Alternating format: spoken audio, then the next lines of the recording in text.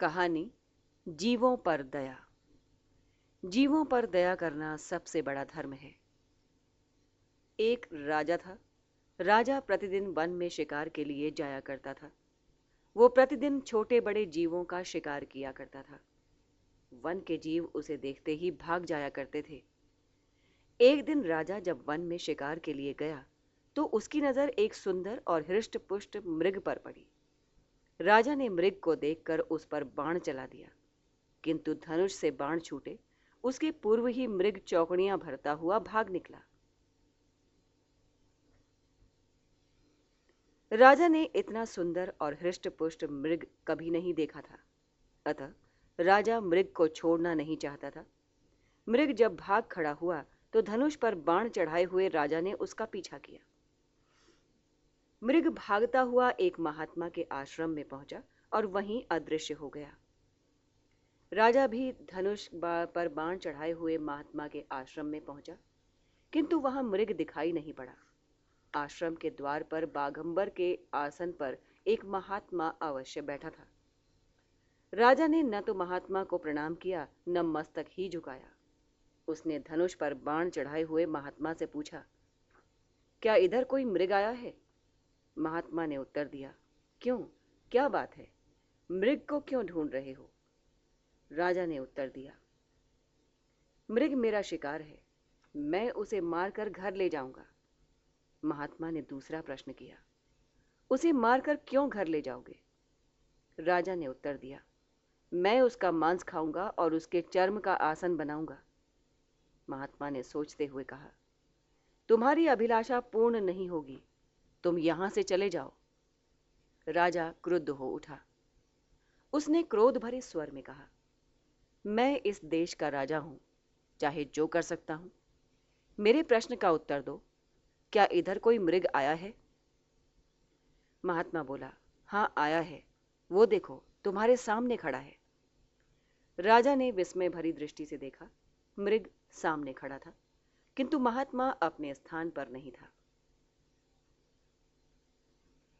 राजा ने मृग पर बाण चला दिया, किंतु आश्चर्य, मृग अदृश्य हो गया और महात्मा अपने स्थान पर बैठा हुआ दिखाई पड़ा। 3-4 बार ऐसा ही हुआ। राजा ने 3-4 मृग पर बाण चलाया। मृग और महात्मा दोनों अदृश्य और प्रकट होते रहे। राजा को समझने में देर नहीं लगी कि मृग ही महात्मा है और महात्मा ही मृग है। राजा विस्मृत दृष्टि से महात्मा की ओर देखने लगा। महात्मा ने कहा, क्या देख रहे हो? मार चुके मृग को? तुम प्रतिदिन वन में शिकार के लिए आते हो, छोटे बड़े जीवों का शिकार करते हो, पर तुम नहीं जानते तुम उन जीवों के बहाने किस पर बाण चलाते हो, किसका शिकार करते हो। तुम्हें जानना चाहिए कि इस वन में अनेक साधु, महात्मा और योगी रहते हैं, जो वन के जीवों का रूप धारण करके घूमते रहते हैं। तुम प्रतिदिन उन्हीं संतों, महात्माओं और योगियों का शिकार करते हो। तुम महान पातकी हो। तुम जब मरोगे तो तुम्हें हजारों वर्षों तक नरक की यातनाएं भोगनी पड़ेंगी। महात्मा की बात सुनकर राजा का हृदय कांप उठा। वो धनुष बाण फेंककर महात्मा के चरणों पर गिर पड़ा और सिसक सिसक कर रोने लगा। महात्मा ने राजा को उठाया और प्यार भरी वाणी में कहा, देखो, तुमने पाप तो बहुत किए हैं, पर अब भी चाहो तो कुछ हो सकता है। यदि तुम अपने राज्य में ये कानून बना दो कि जो भी मनुष्य किसी जीव का वध करेगा तो उसे दंड दिया जाएगा, इस तरह का कानून बनाने से तुम्हें पापों का फल नहीं भोगना पड़ेगा, क्योंकि जीवों पर दया दिखाना और अहिंसा सबसे बड़ा धर्म है। राजा ने महात्मा की बात मानकर अपने राज्य में चारों ओर घोषणा करा दी, सभी जीव अवध्य हैं। जो किसी जीव को दुख देगा या उसकी हत्या करेगा, उसे दंड दिया जाएगा। जीवों पर दया दिखाने से राजा का ये लोक तो सुखमय हो ही गया, परलोक भी सुखमय हो गया। सचमुच जीवों पर दया दिखाना सबसे बड़ा धर्म है। जो लोग इस धर्म का पालन करते हैं वे जीवन में तो सुखी रहते ही हैं, शरीर छोड़ने पर भी सुखी रहते हैं। कहानी से शिक्षा।